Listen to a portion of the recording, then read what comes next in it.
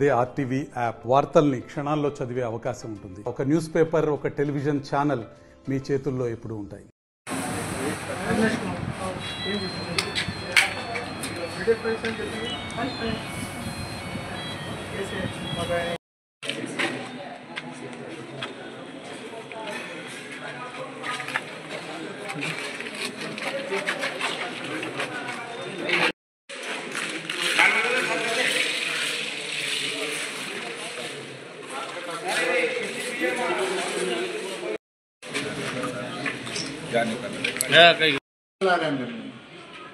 ఒక్కసారి వాటర్ పెట్టి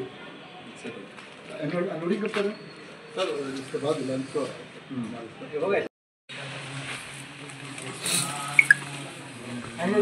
नीति गारू ఒక మూలకి సపరేట్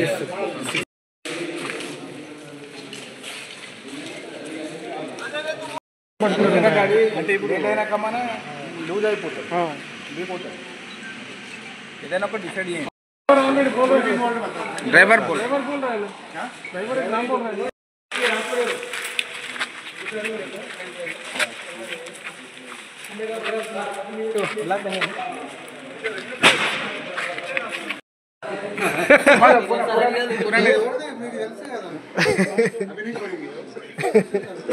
మాటలు కరెక్ట్ కాదు ठीक है कोई नहीं ఇది మీరు కలెక్ట్ చేయండి మేము కూడా వేరే ప్లేస్లో చెక్ చేయాలి. 3-4 सैंपल कलेक्ट कर लेना वेरे बैग तो अभी कर लीजिए. बड़ी बात होगी. अरे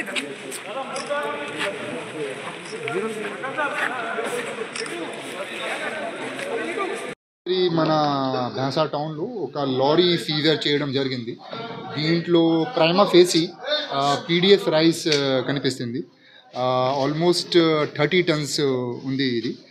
ఇప్పుడు డిసిఎస్ఓ గారు ఇక్కడ వచ్చారు. అది పంచనామా చేసి మేము ఫర్దర్ లీగల్ యాక్షన్ తీసుకుంటున్నాం. That is part of investigation. మేము ఇన్వెస్టిగేషన్ చేసిన తర్వాత ఇది క్లియర్గా మీకు చెప్పచ్చు ఎక్కడ నుండి వచ్చింది, ఎక్కడ పోతుంది, ఎవరు రెస్పాన్సిబుల్ ఉన్నారు.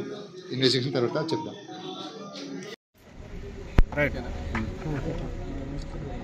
ఈరోజు విశ్వసనీయ సమాచారం మేరకు అడిషనల్ ఎస్పీ గారు గారి యొక్క ఆధ్వర్యంలో DCSO and DTS Nirmal and Bhainsa గారి ఆధ్వర్యంలో మనకు ఈ పీడిఎస్ లారీ ఏదైతే పట్టుబడిందో స్వాధీనం చేసుకోవడం జరిగింది. దాంట్లో దాదాపుగా చిన్న బ్యాగులు, పెద్ద బ్యాగులు అన్ని కలిపితే ప్లాస్టిక్ బస్తాలలో చేతికొట్టుతో కూడినటువంటి బస్తాలు 699 బ్యాగులు పట్టుబడినవి. దీనిని ఇమీడియట్గా మా అధీనంలోకి తీసుకొని గోడౌన్లో స్టోర్ చేయడం జరిగింది. దీనిపైన ఉన్నతాధికారులకు డీటెయిల్ రిపోర్ట్ సబ్మిట్ చేయడం జరుగుతుంది. ఎక్కడి నుంచి ఎక్కడికి వెళ్తున్నాయి సార్? ఇన్వెస్టిగేషన్ ఇప్పుడు చేయాల్సింది ఉంది. ఇన్వెస్టిగేషన్లో మనకు పూర్తి సమాచారం అనేది వస్తుంది. మనకు టువర్డ్స్ బైన్సా ఎక్స్ రోడ్లో, నిర్మల్ ఎక్స్ రోడ్ అంటారు దాన్ని, అక్కడ పట్టుబడింది. పూర్తి ఇన్వెస్టిగేషన్ చేస్తే మనకు ఎక్కడి నుంచి ఎక్కడికి వచ్చింది అనేది వస్తుంది. అది త్వరలోనే కంప్లీట్ అవుతుంది. బండి పక్క సమాచారంతో పట్టుకున్నారా? ఎలా పట్టుకున్నారు సార్? బండి మరి పోలీసు వాళ్ళకు వచ్చినటువంటి పక్క సమాచారంతో పట్టుకున్నారు. పోలీసు వాళ్ళు సార్ యాక్సిడెంట్ అయిందని తెలిసింది సార్. బండి పోలీసు వాళ్ళు హ్యాండ్ ఓవర్ చేస్తే మనకు తెలిసింది సమాచారం. అది యాక్సిడెంట్ అయింది కాబట్టి పట్టుబడ్డది. ఇట్లాంటి లారీ నడుస్తున్నాయి సార్ సమాచారం. మీకు అధికారులు ఎందుకు చర్యలు తీసుకుంటున్నారు సార్? దీనిపైన ఇప్పుడు పీడిఎస్ దానిపైన మనము ప్రతినిత్యము సివిల్ సప్లైస్, రెవెన్యూ, పోలీస్ శాఖ ఆధ్వర్యంలో మనం విస్తృతమైనటువంటి తనిఖీలు చేయడం జరుగుతుంది. అదేవిధంగా మనకు ఏ కంప్లైంట్ వచ్చినా కూడా పోలీస్ ద్వారా వచ్చినా, రెవెన్యూ ద్వారా, సివిల్ సప్లైస్ ద్వారా వచ్చినా కూడా మనం తీసుకోవడం జరుగుతుంది. అదేవిధంగా దీని మీద కఠినమైనటువంటి చర్యలు కూడా తీసుకోవడం జరుగుతుంది. అదేవిధంగా మనం ప్రతి ఎపీ షాప్లో కూడా ఒక డిస్ప్లే బోర్డు అనేది ఇక నుంచి స్టార్ట్ చేస్తున్నాము. పీడిఎస్ బియ్యం అమ్మకండి, తినండి అని. దీనిలో మనము పోషక విలువలతో కూడినటువంటి ఈ బియ్యాన్ని మనము సప్లై చేస్తున్నాము. Vitamin B12, iron and folic acid తోటి. ఇది మనకు ఎక్కడా కూడా బయట మార్కెట్లో దొరకదు.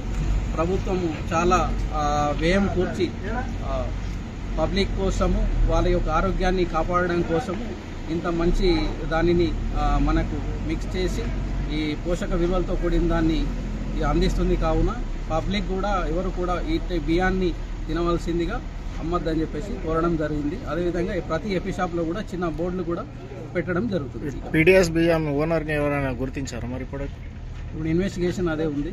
ఇన్వెస్టిగేషన్లో మనకు ఓనర్ ఎవరు అనేది ఐడెంటిఫై అవుతుంది. మరిన్ని వీడియోస్ కోసం ఛానల్ ని సబ్స్క్రైబ్ చేయండి. లేటెస్ట్ అప్డేట్స్ కోసం వాట్సాప్ ఛానల్ ని ఫాలో చేయండి. అండ్ లింక్ డిస్క్రిప్షన్ లో ఉంది.